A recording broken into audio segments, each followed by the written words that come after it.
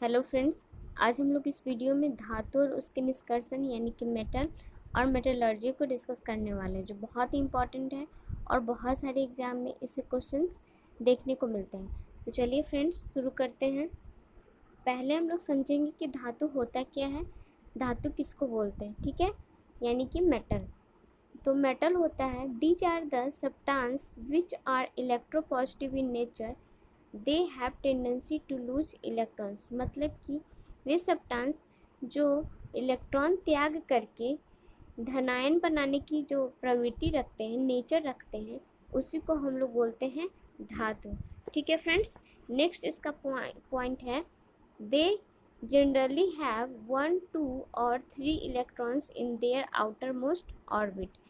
बोलने का मतलब कि इसका जो आउटर मोस्ट ऑर्बिट में नंबर ऑफ इलेक्ट्रॉन्स होगा वो 1 होगा, आइदर 2 या फिर 3।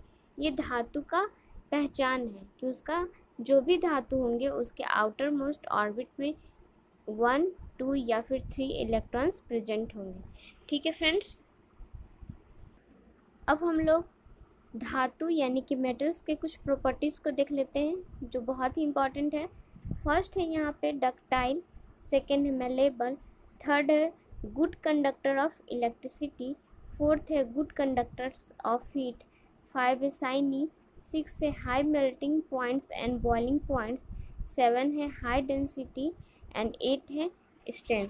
देखिए फ्रेंड्स, डक्टाइल मतलब कि लचीलापन, malleable good conductors of electricity मतलब कि जो विद्युत का अच्छा, इसको बोल सकते हैं कि वो सुचालक है। गुड कंडक्टर ऑफ हीट, अच्छा हीट का एक कंडक्टर होगा वो। शाइनी जिसमें चमक काफ़ी होगा। हाई मेल्टिंग पॉइंट्स जिसका मेल्टिंग पॉइंट जो होगा वो हाई होगा और बॉइलिंग पॉइंट भी हाई होगा। ठीक है।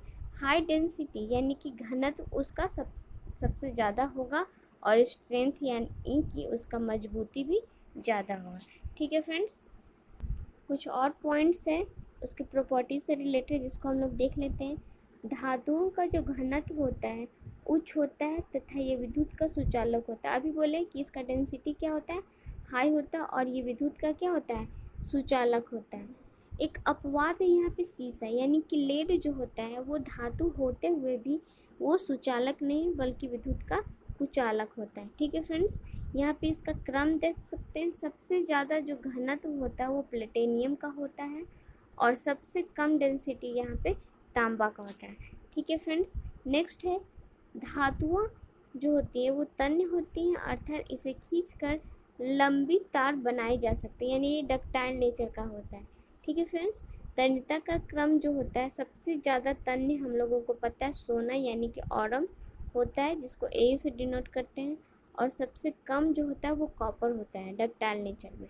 ठीक है फ्रेंड। इसका भी एक अपवाद है, वर्ग 1 और वर्ग 2 और ये जो मरकरी है उसको छोड़ के ये सभी डक्टाइल नेचर के यानी कि तन्य नहीं होते हैं। ठीक है फ्रेंड्स। नेक्स्ट इसका एक पॉइंट है, धातुएं जो होते हैं आघातवर्धनीय यानी कि मैलेबल होती हैं, अर्थात इसे हथौड़ा से पीट कर चादर बनाई जा सकती है।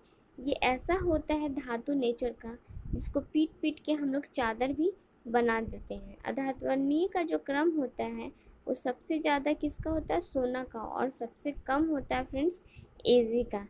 ठीक है। यहाँ भी सेम अपवाद है, वर्ग A और वर्ग 2, ग्रुप 1 और ग्रुप 2 और मरकरी को छोड़ के ये सब बाकी धातुवर्णीय होते हैं। ठीक है फ्रेंड्स। नेक्स्ट पॉइंट है हमारा, धातुएं जो होते हैं अम्ल से क्रिया करके हाइड्रोजन गैस मुक्त करती है, यानी कि H2 गैस मुक्त करती है। ठीक है फ्रेंड्स। ये जो मेटल होता है उसका फुल फॉर्म से ही उसका सारा प्रॉपर्टीज निकल जाता है। देखिए कैसे निकलता है। मेटल्स जो होता है उसको हम लोग लिखते हैं METALS, ये लिखते हैं मेटल्स। इसके सारे वर्ड से इसका प्रॉपर्टी निकलता है। देख लेते हैं यहाँ पे। M से निकलता है मिलेबिलिटी यानी कि आघातवर्धनीय, E से निकलता है इलास्टिसिटी यानी कि लचीलापन, T से निकलता है टेंसाइल यानी कि तन्य, A से निकलता है एलॉय यानी कि ये मिश्र धातु बनाते हैं धातुएं, L से निकलता है लक्चर यानी कि इसमें चमक होती है, S से निकलता है स्ट्रेंथ यानी कि इसकी मजबूती होती है। ठीक है फ्रेंड्स, कुछ इसका नोट्स है उसको देखते हैं। धातुओं के जो ऑक्साइड होते हैं प्रायः क्षारीय यानी कि ये क्षारीय नेचर के होते हैं, लेकिन एल्युमिनियम, जिंक और लेड को छोड़ के ऑक्साइड जैसे Al2O3, ZnO, PbO2 जो है ये सभी उभयधर्मी, अर्थात ये जो तीनों हैं ये उभयधर्मी होती है, यानी कि ये ऑक्साइड और अम्लीय और क्षारीय दोनों नेचर के होते हैं फ्रेंड्स। एक है ZnO जिसको हम लोग फिलोसफर ऊल या यसत पुष्प कहते हैं, ये बहुत ही इम्पॉर्टेंट है। ठीक है फ्रेंड्स, जो ढलवा लोहा होता है फ्रेंड्स, कास्ट आयरन, उसका जो अशुद्ध रूप होता है तथा इसमें कार्बन की मात्रा अधिक होती है। जो ढलवा लोहा होता है वो कार्बन का अशुद्ध रूप होता है और इसमें जो होता है कार्बन की मात्रा अधिक होती है, 2 से 5% होता है। ठीक है फ्रेंड्स, लेकिन पिटवा लोहे को हम लोग शुद्ध लोहा को बोलते हैं। इसमें कार्बन सी की मात्रा कम होती है, 0.12 से लेके 0.25% तक होता है। कभी कभी ऑप्शन में दे दिया जाता है कि पिटवा लोहा में कितना % कार्बन प्रेजेंट होता है। ठीक है फ्रेंड्स, इसलिए ये रेंज याद करना ज़रूरी है। ओके फ्रेंड्स, अब हम लोग समझेंगे कि मिनरल्स यानी कि खनिज किसको बोलते हैं। तो धातु जो होता है उसके जो यौगिक होते हैं उसे युक्त पदार्थ जो पृथ्वी तल के नीचे पाए जाते हैं उसको हम लोग क्या बोलते हैं, खनिज बोलते हैं। वैसे धातु या उसके यौगिक जो पृथ्वी तल के अंदर नीचे मिलते हैं उसको हम लोग खनिज बोलते हैं। ठीक है फ्रेंड्स, अब आता है ओर्स यानी कि हम लोग अयस्क जो बोलते हैं, अयस्क। ठीक है, अयस्क जो होता है फ्रेंड्स ऐसे खनिज जिनसे धातुओं को आसानी से निकाला जाता है और कम खर्च में प्राप्त किया जाता है, उसको अयस्क कहते हैं। ठीक है फ्रेंड्स, सभी धातुएं जो होती है अयस्क का निर्माण करती है। उन सभी धातुओं के अयस्क को हम लोग अच्छी तरह से बारी बारी से डिटेल में पढ़ेंगे। ठीक है फ्रेंड्स, चलिए देखते हैं एल्युमिनियम के अयस्क को। एल्युमिनियम का अयस्क होता है बॉक्साइट जिसका फॉर्मूला होता है Al2O3.2H2O। सेकेंड होता है डायस्पोर Al2O3.H2O, ये इसका फॉर्मूला होता है। ठीक है फ्रेंड्स, थर्ड होता है कोरोंडम जिसका फॉर्मूला होता है Al2O3। फोर्थ होता है क्रायोलाइट जिसका फॉर्मूला होता है Na3Al(F6)। फ्रेंड्स, ये सभी जो अयस्क हैं बहुत इंपॉर्टेंट है, इससे डायरेक्ट क्वेश्चन बनता है फ्रेंड्स। ठीक है, नेक्स्ट है लोहा यानी कि फेरस के अयस्क। फर्स्ट होता है हेमेटाइट जिसका फार्मूला होता है Fe2O3, इसका केमिकल फार्मूला भी पूछ लिया जाता है कभी कभी क्वेश्चंस में। सेकंड होता है लिमोनाइट जिसका फार्मूला ये होता है 2Fe2O3.3H2O।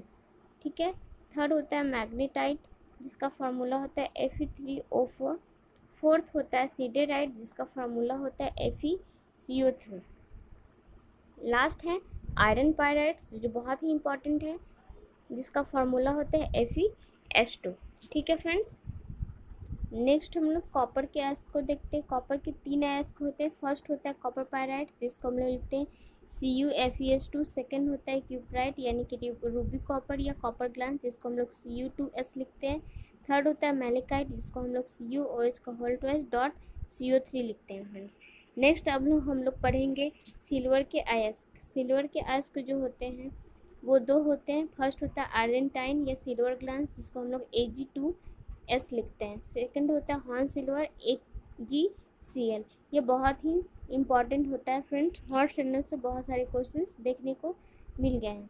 ठीक है, अब हम लोग सोना के अयस्क को पढ़ेंगे। सोना के जो अयस्क होते हैं वो भी 2 होते हैं। फर्स्ट होता है कैल्वेराइट जिसका ये होता है फार्मूला AuTu2। सेकेंड होता है सिल्वरनाइट जिसका ये फार्मूला होता है HgAuTu2। ठीक है फ्रेंड्स, अब है सोडियम के अयस्क, ये भी बहुत इंपॉर्टेंट है। सोडियम की 4 अयस्क है यहाँ पे। फर्स्ट है रॉक सॉल्ट जिसको हम लोग आम भाषा में नमक बोलते हैं NaCl। ठीक है, सेकंड होता है चिली साल्ट पीटर जिसको हम लोग NO3 लिखते हैं। थर्ड होता है ग्लोबल सॉल्ट जिसको हम लोग Na2SO4.10H2O लिखते हैं। फोर्थ होता है बोरेक्स Na2B4O7.10H2O, ये इसका फॉर्मूला है। ठीक है फ्रेंड्स। नेक्स्ट है पोटेशियम के एसिड। यहाँ इसके 5 एसिड होते हैं। फर्स्ट होता है KCl जिसको हम लोग सिल्वाइन बोलते हैं।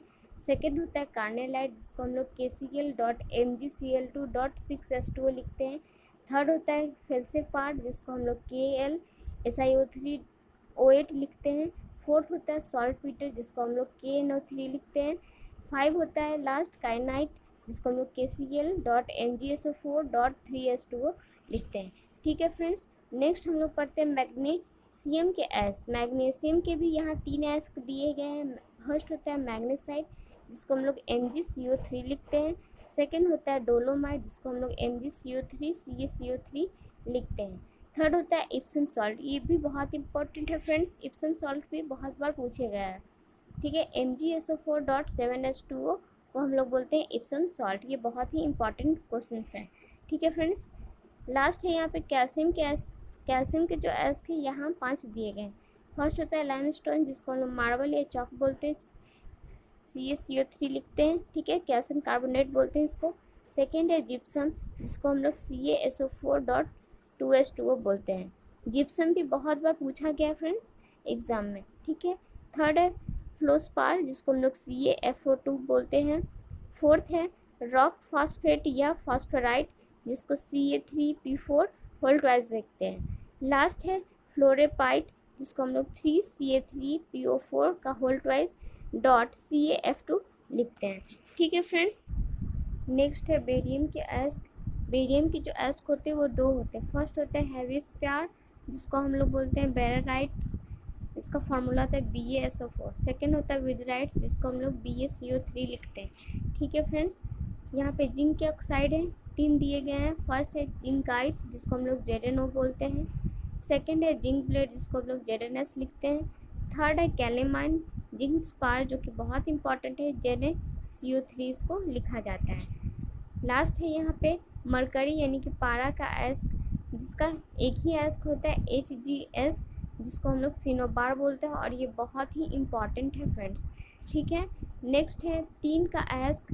टीन का एस्क जो होता है टीन स्टोन कैसिटेराइट जिसको हम लोग SnO2 लिखते हैं, ये भी बहुत इम्पॉर्टेंट है। ठीक है। लेड का जो एस्क है वो 2 है, गैलेना और सेरेसाइट। जो गैलोना होता है उसको हम लोग PbS लिखते हैं और इसको सेरुसाइट को हम लोग PbCO3 लिखते हैं। फ्रेंड्स कुछ पॉइंट्स है जिसको हम लोग देख लेते हैं। फर्स्ट पॉइंट है यहाँ पे लिथियम सबसे हल्का और ओसियम सबसे भारी धातु होता है। ठीक है फ्रेंड। सेकेंड है प्लेटिनम धातु को सफ़ेद सोना भी बोलते हैं यानी कि वाइट गोल्ड बोला जाता है प्लेटिनम को। ठीक है फ्रेंड्स। यहाँ पे थर्ड पॉइंट है किसी धातु के ऊपर जस्ता का लेप चढ़ाने की प्रक्रिया को गैल्वेनाइजेशन कहते हैं। लोहे का गैल्वेनाइजेशन करने के लिए उसमें जंग नहीं लगता है। अगर हम लोग लोहे का गैल्वेनाइजेशन कर देंगे तो उसमें जंग नहीं लगेगा। ठीक है फ्रेंड्स। थर्ड है यहाँ पे कठोर इस्पात को गर्म कर धीरे धीरे ठंडा करने की प्रक्रिया को एनीनल कहते हैं। इससे इस्पात कठोर हो जाता है। ठीक है। ये फ्रेंड्स गैल्वेनाइजेशन और एनीलन जो होता है ये डायरेक्ट क्वेश्चन पूछा जाता है। ठीक है फ्रेंड्स। नेक्स्ट है पिटवा लोहा। लोहा का जो होता है शुद्धतम रूप होता है। ठीक है। पूछा जाएगा क्वेश्चन में कि लोहे का जो शुद्धतम रूप है वो कौन है, तो हम लोग को पता है पिटवा लोहा। थर्ड है ऐसी धातु जो अम्ल और भस्म दोनों के साथ अभिक्रिया करते हैं उसको उभयधर्मी, अभी हम लोग पढ़े थे उसको हम लोग उभयधर्म कहते हैं जिसमें अम्ल और भस्म यानी कि बेस दोनों होता है, एसिड और बेस दोनों होता है, जिसको हम लोग एमोफोटेरिक मेटल भी कहते हैं। इसका एग्जाम्पल है जेडन, एल्युमिनियम, टीन, लेड, ये सब इसका एग्जाम्पल है। नेक्स्ट है किसी धातु का प्रतिरोध ताप बढ़ने से बढ़ता है जबकि वैद्युत अपघट्य का प्रतिरोध ताप बढ़ने से घटता है। अगर कोई धातु है तो उसका जो रेजिस्टेंस होता है वो टेम्परेचर के साथ बढ़ता है, लेकिन जो उसका अपघट्य होता है उसका रेजिस्टेंस ताप बढ़ने से घटता है। ठीक है फ्रेंड्स। यहाँ पे और पॉइंट्स है जिसको देखते हैं। लोहा में जंग लगना एक रासायनिक अभिक्रिया है। अगर हम लोग बोलते हैं कि लोहा में जंग लग रहा है तो वो एक रासायनिक अभिक्रिया है। ठीक है फ्रेंड्स, ये है सोडियम, पोटेशियम और लेड और ये सीजियम को किरोसिन तेल में डुबोकर रखा जाता है। ये इम्पॉर्टेंट है, कभी कभी पूछा जाता है कि सोडियम को हम लोग किस में रखते हैं, तो हम लोग किरोसिन तेल में, मिट्टी का तेल में उसको डुबा के रखते हैं। लास्ट पॉइंट है फ्रेंड्स यहाँ पे, अर्धचालक का प्रतिरोध जो होता है ताप बढ़ने पे घटता है।